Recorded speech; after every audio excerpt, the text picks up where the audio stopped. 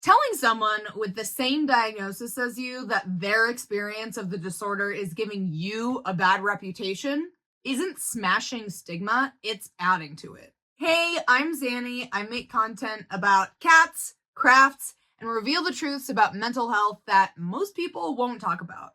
I'm warning you in advance, today's video may get a little bit ranty because this is an issue that has really grinded.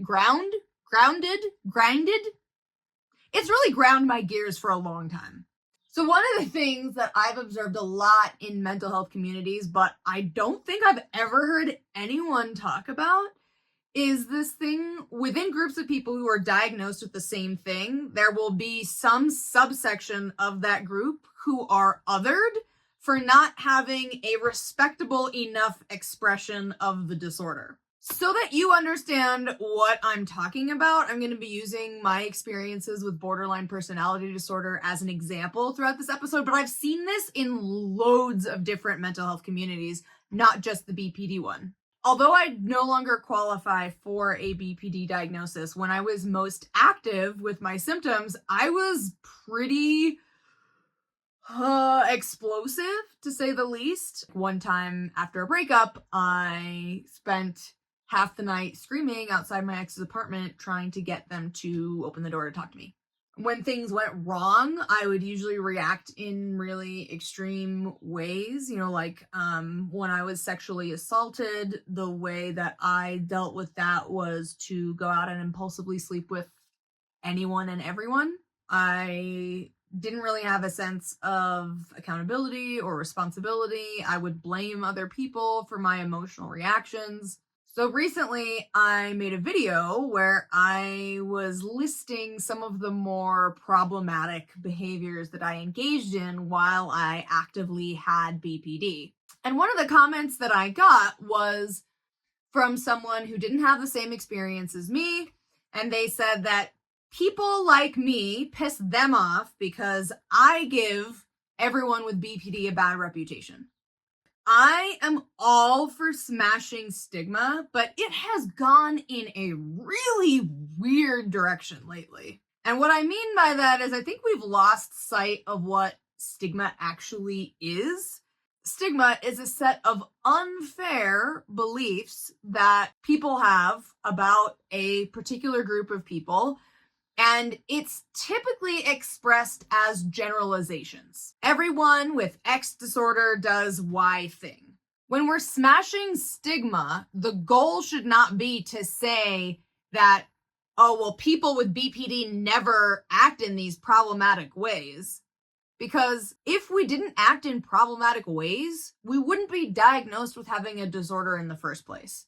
And look, I get it. BPD stigma is rough. There are people out there who talk about us like we're all liars, cheaters, abusers. Not only that, but that we will always be that way. And while it is not true that every single one of us is gonna act like that, we do have to recognize that stigma often comes from real experiences.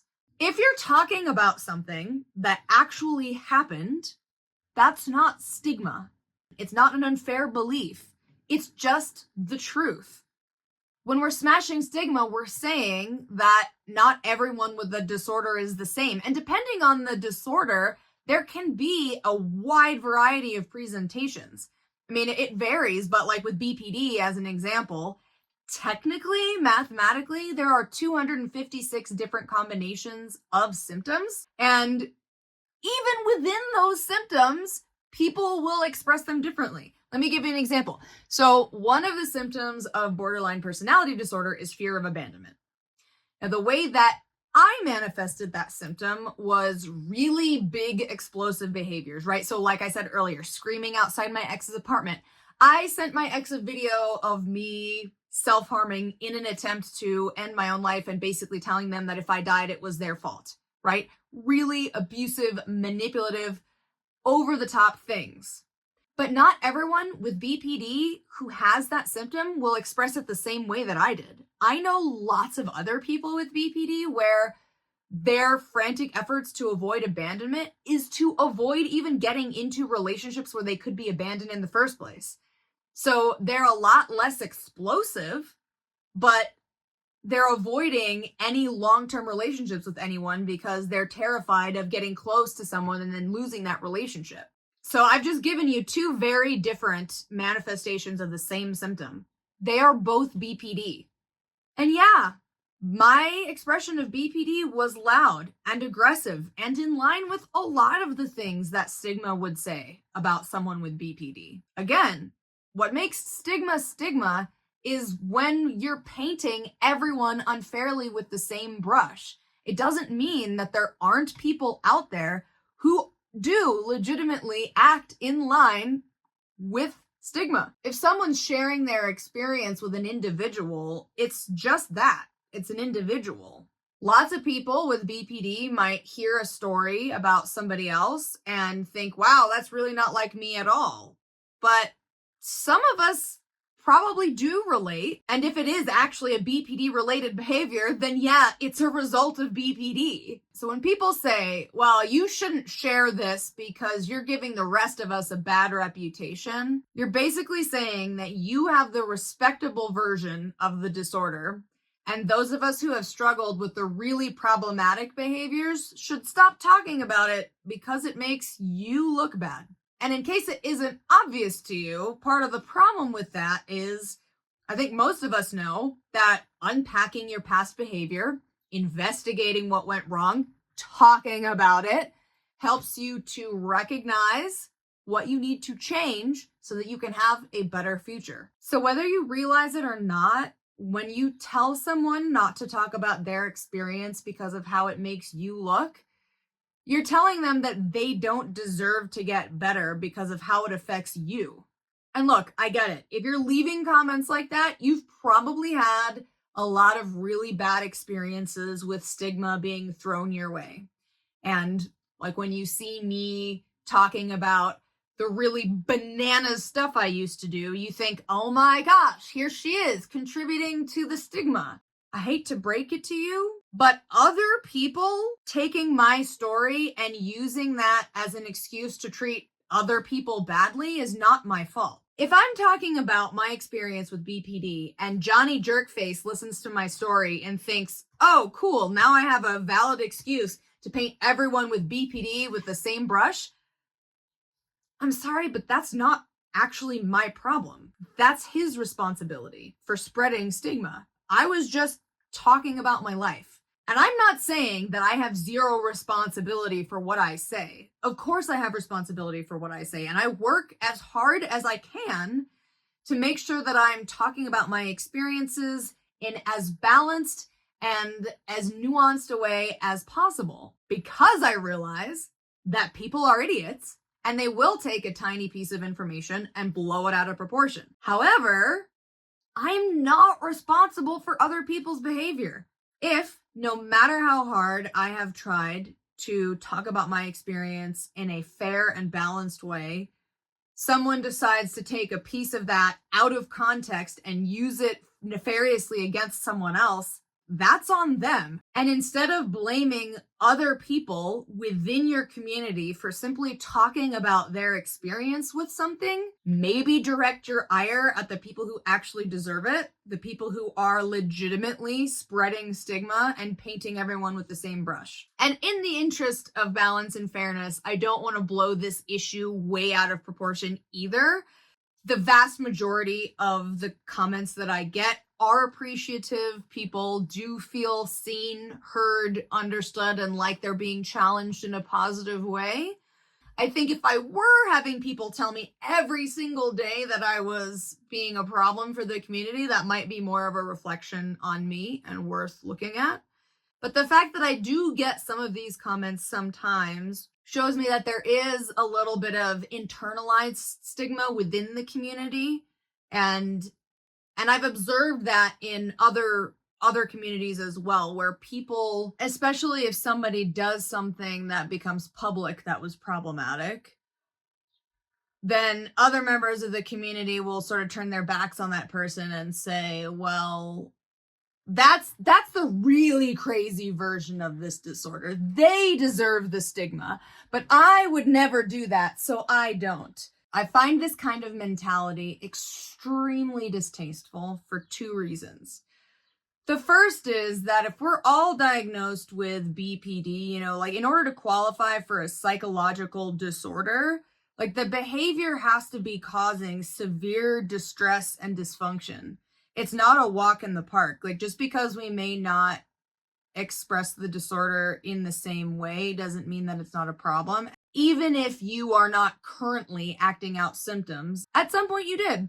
And it may not all look the same, but at some point you did have problematic behavior. Otherwise, you would never have been given the diagnosis to begin with. Which brings me to the other part of this, which is that in my opinion, to say, well, yeah, I've done bad things, but not as bad as that person. It's kind of redirecting people's attention so they can be glad that you weren't as awful as you could have been. Don't get me wrong, like I've had that thought, when I'm like a little bit snappy and I am holding on so hard to the like really angry thing, cruel thing I could have said. Sometimes I do want a pat on the back that I wasn't as mean as I could have been. But I think there are some things that we can say to ourselves, but that really don't work when you say to other people. Like I can say to myself, yeah, at least I wasn't meaner, because I am celebrating the fact that I have made progress from where I used to be. But I should never say to another person, like, well, you should just be grateful I wasn't more of a bitch. And I think that's really what it carries for me. It's like, we may not all act the same, but we do all have the same diagnosis for a reason. And especially in the case of BPD, if you understand truly how painful the intensity of those emotions are, I just find it especially cruel to tell somebody else with the same diagnosis, well, you have the bad kind of BPD. I'm better than you. And that's really what's communicated when people say, you shouldn't talk about it because you're making me look bad. I understand that there is a difference between talking about something publicly and talking about something privately. And it is always important to be cautious about how we share things in a public space. But again, like I said earlier, there does have to be a balance there. It is up to me to do my best to share things as balanced as I can. And if beyond that, people twist it around, like, we also have to hold them responsible for their behavior. And one thing about all of this that I don't want to completely disregard is I understand that we're in the world of short form social media. When people leave comments like this, a lot of the times it's on short form content. And the comments are obviously made in bad faith. When I say bad faith, I mean that a lot of these comments are worded such that it's very obvious that the person did not do any investigating to see where the person is really coming from, right? Like when you're making short form content, there's only so many words you can fit on the screen. There's only so many minutes of video that you can put on there. Like pretty much by definition, most short form content is out of context. So unless you do some investigating, you're not really going to know where someone's coming from. And look, in the world that we live in now, yes, there are absolutely creators out there who are doing things for shock value. Although I still don't think that leaving a comment for them would be the most effective, because if they're doing something for shock value, then they want more of those comments, so you're just feeding the beast. I think we need to be more mindful of the medium we're using and recognize that short form content is always going to have its limitations. And I think it's important that the people who do have stories where they've behaved really badly and have overcome that behavior and are now on the other side of it, I think it's so important that they share those stories, because that's what I needed. When I was at my worst, I believed that no one else had ever done anything as bad as me. Because most of the stories people told about their mental health seemed, compared to what I had done, like child's play. And I was like, well, you haven't done the terrible things that I've done, so what would you know about getting better? So when I'm sharing the experiences that I have had, it's in the hopes that other people who feel the way that I felt have something to latch on to. And I mean, if you want to keep leaving me comments like that, it's fine. I'm just going to tell you right now that all you're doing is giving me more motivation to continue talking about my experiences, because comments like that tell me that other people with experiences like mine are being silenced, and they need to know that they're not alone. If there's an aspect of this conversation that I missed, I didn't go into enough detail about, or a counterpoint that you would like me to address, please let me know in the comments down below. I'm happy to engage in respectful discourse, even if you don't agree with me. With that said, thank you so much for watching the ranty part of this video. If you've never seen a video on my channel yet, I'm going to introduce you to one of my cats. Why the heck would I do this if I'm talking about mental health? Well, honestly, I think sometimes the mental health community can be too serious, and it's important to have a break from all of that heavy thinking and deliberating and just have a moment to be. Cats are such a great self-soothe. So anyway, let me introduce you to my little black cat, Panthera. This is Panthera. Isn't she beautiful? She was like, Mama, I was sleeping with my sisters. Yeah, you a good girl. You a good girl? Yeah. She's super cute. She likes to do roll-arounds, where when my husband is in bed, she will roll around on top of him and purr. We call her the industrial biscuit maker because she makes biscuits with so much force. So much force. So much force. Like, we have to protect ourselves with several blankets because she is just ready to make an industrial level of biscuits. She could start her own bakery. Yeah. Would you start your own bakery? Are you falling asleep? Oh no, you're ready. You're ready to do other things, huh? You ready to do other things? Yeah? Okay. She's like, you pulled me in for a video and I was napping with my sister. Okay, I will take you back. I will let you go back to your sisters. Mwah. Go, be free. She's sitting in my lap still. Go on, be free. Look at his tail. Look at how long her tail is. There she goes. All right. Until next time.